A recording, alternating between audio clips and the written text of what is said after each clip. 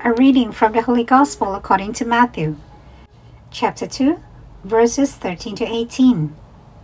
The passage is taken from the Message version of the Bible. After the scholars were gone, God's angel showed up again in Joseph's dream and commanded, "Get up, take the child and his mother, and flee to Egypt.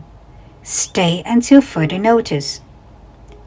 Herod is on the hunt for this child and wants to kill him." Joseph obeyed. He got up, took the child and his mother, under cover of darkness. They were out of town and well on their way by daylight.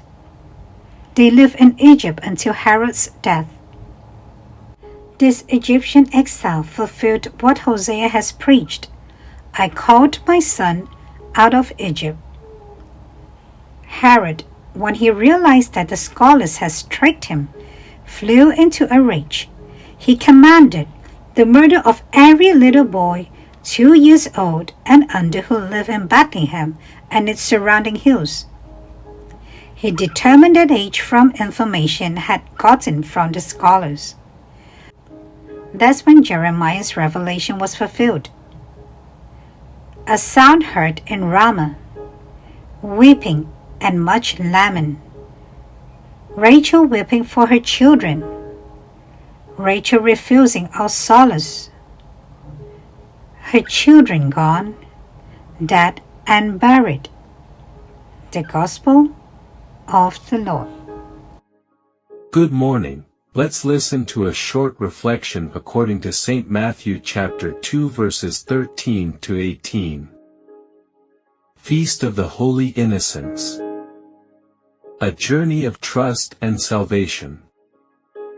The departure of the Magi marks a turning point in Matthew's Gospel, connecting the birth of Jesus to both the history of Israel and the unfolding story of salvation.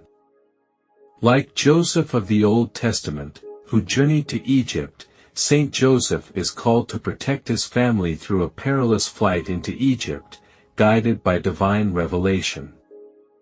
This connection reminds us that God's providence is active even in times of danger and uncertainty. Herod's massacre of the innocents unveils the darkness of human greed and fear of losing power. However, God's plan for salvation endures. Joseph's faithful obedience becomes a model for us, demonstrating the wisdom that comes from listening to God and acting with courage. The plight of the Holy Family resonates deeply in today's world, where countless families face displacement, persecution, and violence.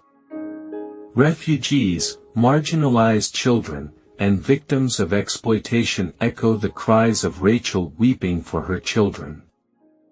Their suffering challenges us to see the presence of Christ in the vulnerable and to respond with compassion and justice. Christmas and Easter converge in this narrative. The flight into Egypt reminds us that the Incarnation is not separate from the cross. Jesus is born into a world of suffering to transform it through his resurrection.